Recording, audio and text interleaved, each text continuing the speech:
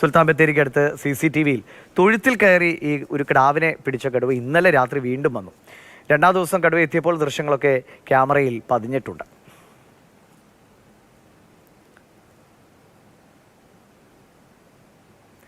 കമൽ വിവരങ്ങൾ നൽകും. കമൽ, ക്രിസ്മസ് ആണ്, ആഘോഷത്തിൻ്റെ നാളുകളാണ്. പ്രത്യേകിച്ച് വയനാട്ടിലേക്കൊക്കെ സന്ദർശകരും ഒരുപാട് വരുന്ന സമയമാണ്.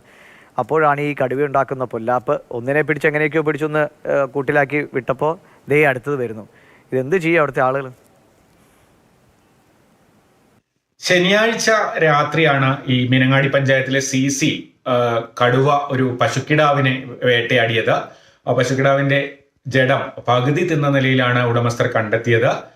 ഞായറാഴ്ച രാവിലെ പ്രഭാത സവാരിക്ക് ഇറങ്ങിയപ്പോഴാണ് ഈ പശു, വെച്ചൂർ പശുവായിരുന്നു, അത് പുറത്തു നിൽക്കുന്നത് കണ്ട് തൊഴുത്തിൽ പോയി നോക്കിയപ്പോഴാണ് ഇത്തരത്തിൽ പശു കിടാവിനെ കടുവ പകുതി ഭക്ഷിച്ച നിലയിൽ കണ്ടെത്തിയത്. തുടർന്ന് പിറ്റേന്ന് ഈ സാധാരണ കടുവയുടെ ഒരു സ്വഭാവം അനുസരിച്ച് ഈ പകുതി തിന്ന് ഉപേക്ഷിച്ചു പോയാൽ പിറ്റേ ദിവസം അതേ ജഡം തേടി, ആ തീറ്റ തേടി കടുവ അവിടെ തന്നെ വരും.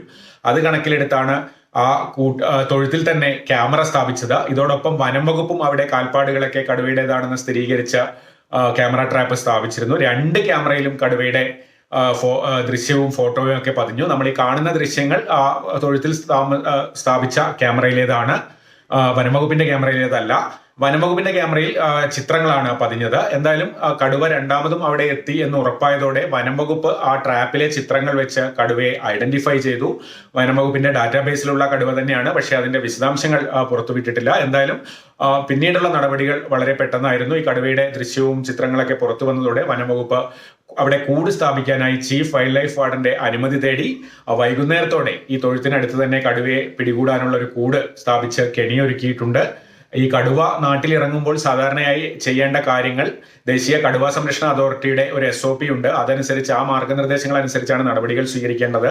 കടുവ ഒരു കോൺഫ്ലിക്ട് ടൈഗർ ആയി മാറിക്കഴിഞ്ഞാൽ, കന്നുകാലികളെയൊക്കെ വേട്ടയാടിയാൽ കടുവയെ ഐഡന്റിഫൈ ചെയ്യണം. അതിനാണ് ഈ ക്യാമറ ട്രാപ്പ് സ്ഥാപിക്കുന്നത്.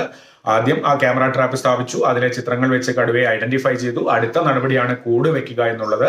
അതിനാണ് ഇപ്പോൾ കൂട് സ്ഥാപിച്ചിരിക്കുന്നത്. ഇനി കൂട്ടിൽ കടുവ കുടുങ്ങുന്നില്ല, വീണ്ടും നാട്ടിൽ ഇറങ്ങുകയാണെങ്കിൽ മയക്കുവെടി വെക്കുന്നത് അടക്കമുള്ള അടുത്ത നടപടികളിലേക്ക് വനം വകുപ്പ് കടക്കും. എന്തായാലും ശരിയാണ് കമൽ. ഇപ്പൊ ഇത്രയും ദിവസമായിട്ട് ഈ കടുവ പേടി കാരണം സത്യത്തിൽ അവിടുത്തുകാരുടെ ക്രിസ്മസ് ആഘോഷങ്ങളും പള്ളിപ്പോക്കും ഒക്കെ കുളമായി കാണും. എന്തായാലും ഇതിനെ ഒന്ന് പെട്ടെന്ന് പിടികൂടാൻ കഴിയട്ടെ എന്ന് പ്രതീക്ഷിക്കാം.